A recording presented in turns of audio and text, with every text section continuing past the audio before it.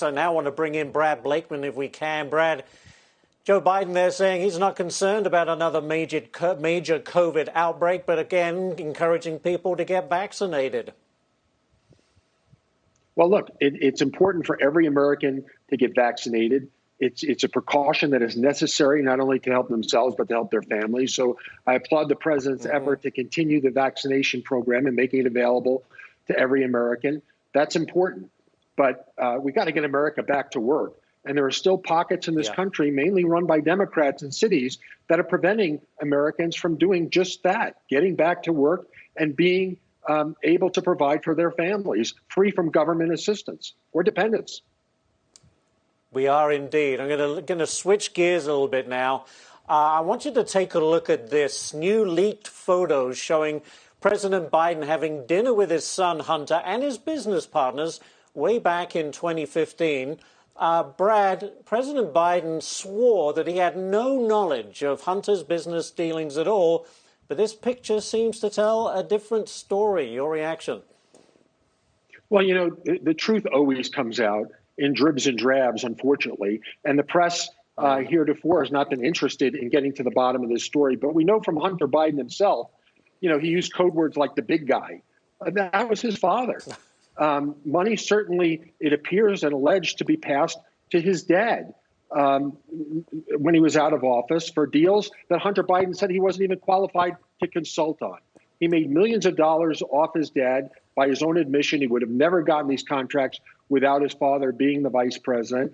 Hunter got many of his contracts allegedly when his father was the vice president, traveling with his father on official U.S. aircraft to countries in order to make contacts. But the press isn't interested in it. The Congress isn't interested in it. It doesn't seem to be that the judiciary is interested in it. So what will happen remains to be seen. Yeah, it's so frustrating, isn't it? We do this all the time, but we always say if it were the other way around, the mainstream media would be baying for blood.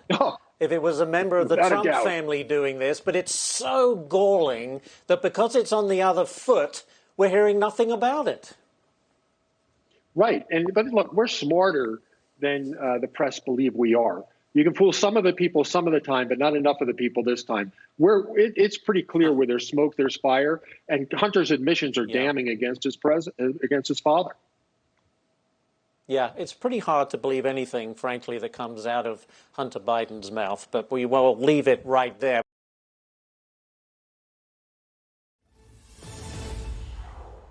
Congresswoman Ilhan Omar appearing to backpedal on her recent remarks, claiming some of the Jewish Democrats in Congress have not been partners in justice after widespread backlash.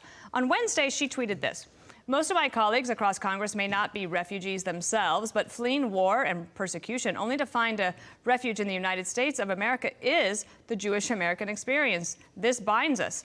That is why it is so important for us to build solidarity in the here and now." New York Congressman Lee Zeldin is co-chairman of the House Republican Israel Caucus. Her comments, it's not the first time, and it happens repeatedly. How do you think of it now? I mean, I'm assuming that people are a little bit fed up and not thinking that these sort of fixes that she tries to do after making these statements are actually hitting the mark.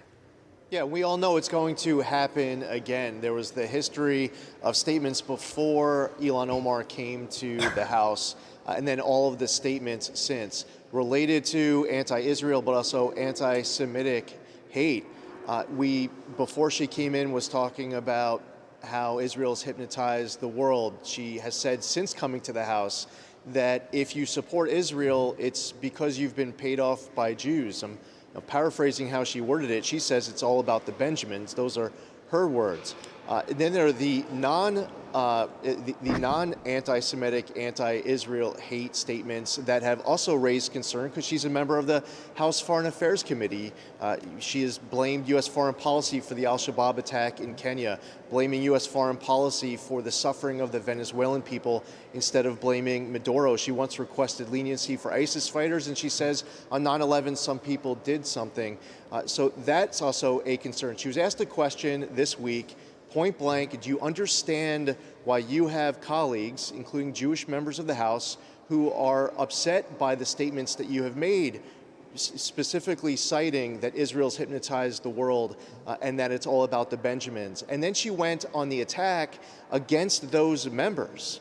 And in the tweet thread that you just referenced, in another attempt once again to partially walk back some of her statement, she's still not answering the question. So I don't believe that she really even understands what the problem is with what she said. She tries to equivocate anti-Semitism with all sorts of other things. She references xenophobia, Islamophobia, and more. So I actually think that there's a 100% chance that this is going to continue, and that she should be removed from the House Foreign Affairs Committee. There should be actual consequences. Yeah, and Congressman, I'm just wondering why you think she's suddenly walking this back, because on CNN just a couple of days ago, she was adamant. I mean, she was not about to say that she had any regrets at all for comparing Israel to the Taliban and to Hamas, and then suddenly she has this change of heart. What's the motivating factor in your assessment for that? Behind the scenes conversations with people like Speaker Pelosi and others. She has had these conversations in the past. The position is that she will not apologize. There is no regret for these statements as she moves forward. This was something that Rashida Tlaib, her colleague, started to press pretty passionately a little over a year ago. And in many cases, Ilhan Omar has stayed true to that. You just referenced the most recent scandal from a couple weeks ago, where she was equating U.S. Israel with the Taliban and Hamas. Here is a member of the House Foreign Affairs Committee. If your standard is that Marjorie Taylor Greene should be removed from all of her committees, that Steve King shouldn't be able to serve on any committees when he was here, well, let's see that you have one standard, not two, and apply that equally, because what we're seeing from Ilhan Omar is far worse than any other member that I've come across during my entire time that I've been here in the House. Yeah, she has gotten a great deal of pushback for that. Congressman Lee Zeldin, thank you for joining us, sir. We appreciate it.